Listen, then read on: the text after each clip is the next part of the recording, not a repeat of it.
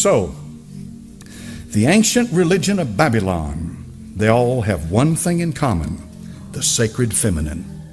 The sacred feminine. The sacred feminine.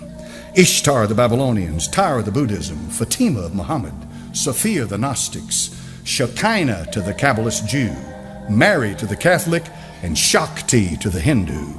These all have one thing in common: the sacred feminine. And the sacred feminine is going to take you back to the source of light, because the light that resides in that place that Plato talked about, you need a path to get back to that light. Listen, this is important. She is the one to take you to that light. Now, I'm going to give you a guess.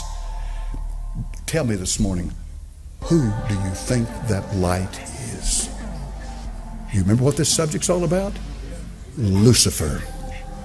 He's the light bearer.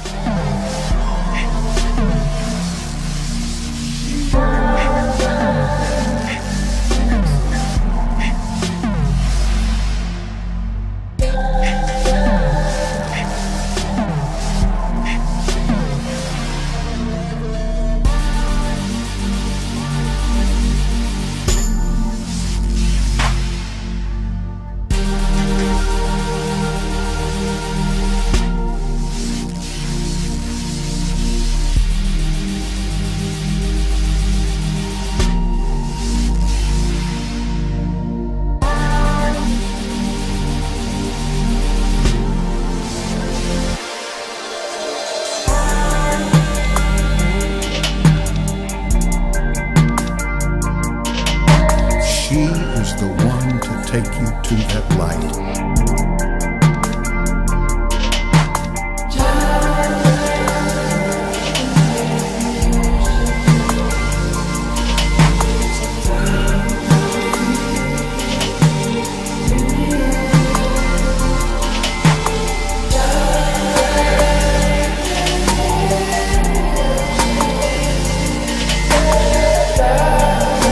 Look there, we've got the same kind of symbology on a Catholic basilica, which is kind of ironic. I'm here today at Washington DC with this big shrine to the Catholic Church here of the Immaculate Conception, to have a deeper look at what it's all about. What an eerie place.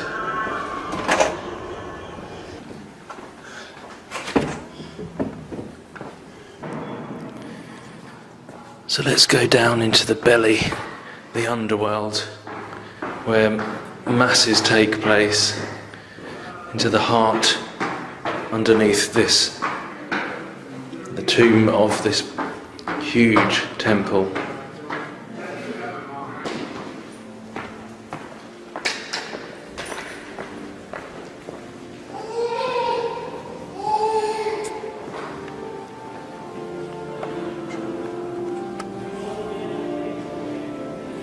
I mean, we're underground right now.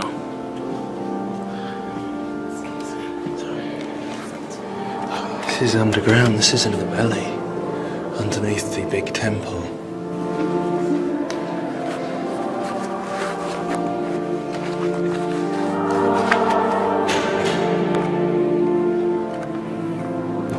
So much symbology in here.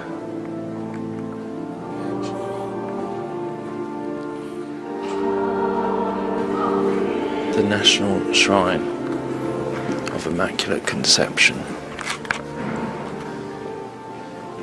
The birth pangs of the New Age, of abominations, ecumenical,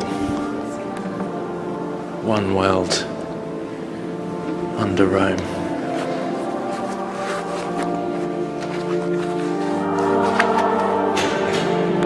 It's like an expensive hotel, one of those 5-star ones in Vegas.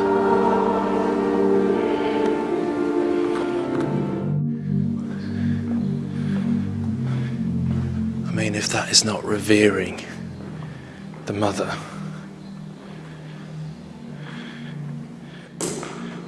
Europa. And look at him, I mean, he's bowing. I've heard so many say they don't revere Mary in that way, the false Mary.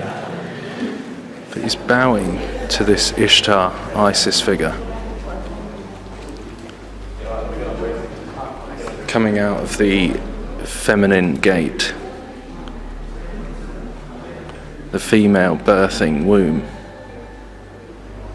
I'm sure I don't really need to say too much. It's already pretty obvious what that represents. Well, and there's that hexagon again. This same symbolism, just like the Star of David. The hexagon like we saw in the other place. The hexagon with mother and child coming through. And like the reference to the black sun. So Saturn, just like the NASA have recently shown with the hexagon on Saturn and all that. And look, the heart, connection to the heart of the earth. Heart of Mary, pray for us. So often I think it's like that birthing of that Tammuz, Nimrod, Antichrist figure from the heart of the earth, which they call Gaia, like the mother goddess Gaia. So I wonder if it's a reference to that. Definitely Ishtar, Babylonian, false religion, and this is their belief system I'm speaking about here. And the references to Saturn. 6-sided shape. The Antichrist, the birth of the Antichrist. A copy of the truth, of the true Messiah, but this is the inverted, the false one. So there's always parallels and mirrors to the real truth. It's just that this goes back to Egypt, Babylon, and there's always been usurping authority, as I said, usurping authority from the real legitimate Messiah, the real legitimate truth that we can read in the New Testament. This is how they are doing it and always have done it. This is the plan all along. The fallen plan, the kingdom of darkness, our enemy, to usurp and trick and mirror and copy, to mislead people.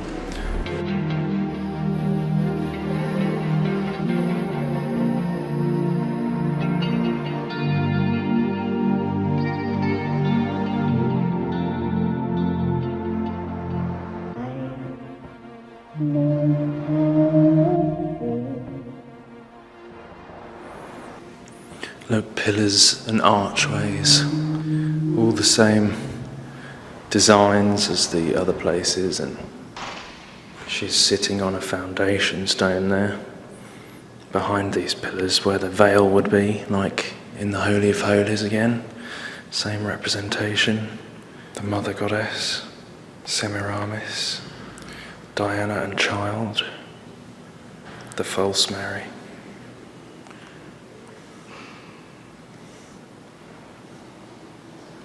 Oh my goodness. And once again, you see IXXI, which is Roman numerals for 9/11, on the cup. The Frankists and other secret societies, there is this belief that they need to fill up this cup of sin, make people turn to bad, which you can see happening, in order to provoke their Christ to come, which they think is the real Christ.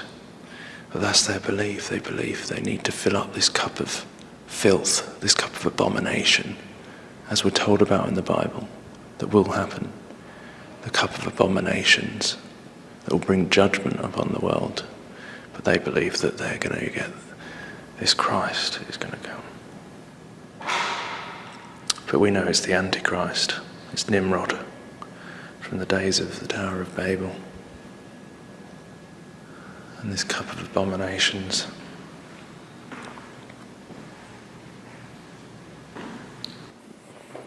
Mate!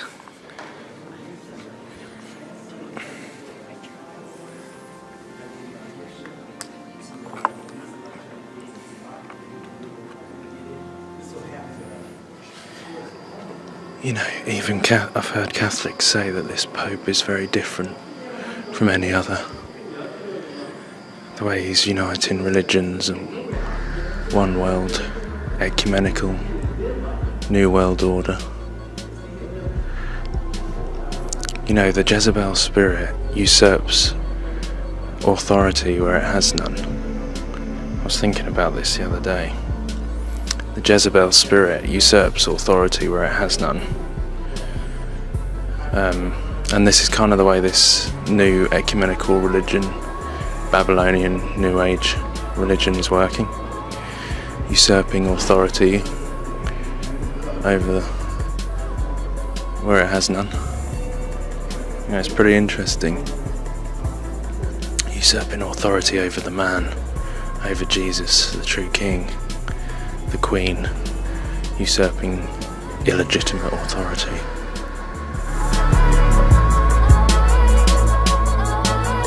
She is the one to take you to that light. Who do you think that light is? Lucifer.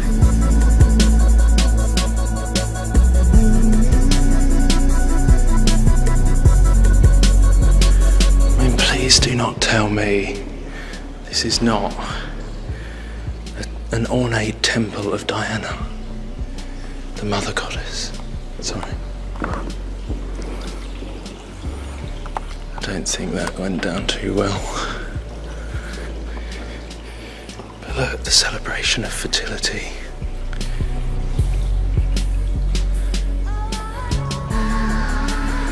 The birth. Tammuz.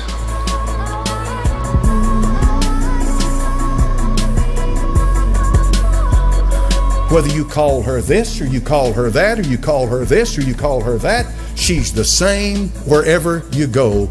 She is the mother of God. She's the universal life force. Satan is very good at accommodating whatever culture, whatever age, whatever clime you happen to be in. Making a difference to him. He's very good at accommodating it. What I simply mean by that is he'll make you feel comfortable wherever you live in accepting his religion.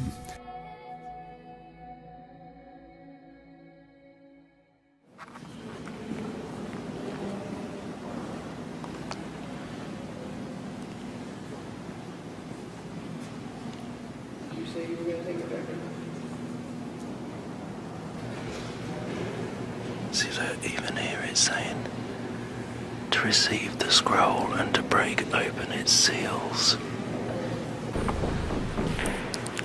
Oh my goodness, I didn't even realise this was here. I used this picture in a video the other day. That is Apollyon the Destroyer. Mars, the Roman god of war.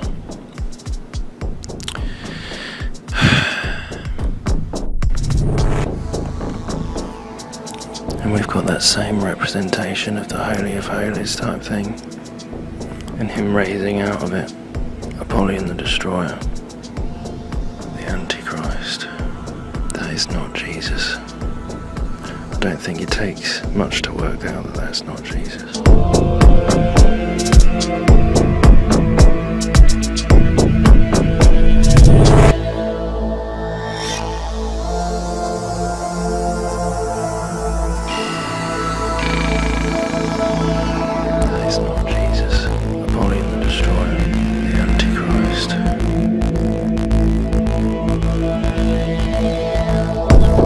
Our coverage this morning of Pope Francis in America with Nora at the White House. Nora?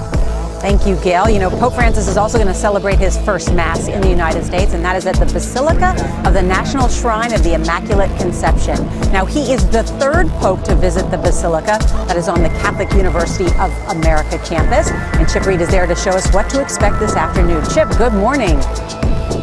Well, good morning. You know, around here, most people simply call it the Shrine, and it is a beautiful building. It is the largest Roman Catholic church in America. In fact, they're expecting about 25,000 people here this afternoon to see and hear the Pope celebrate Mass.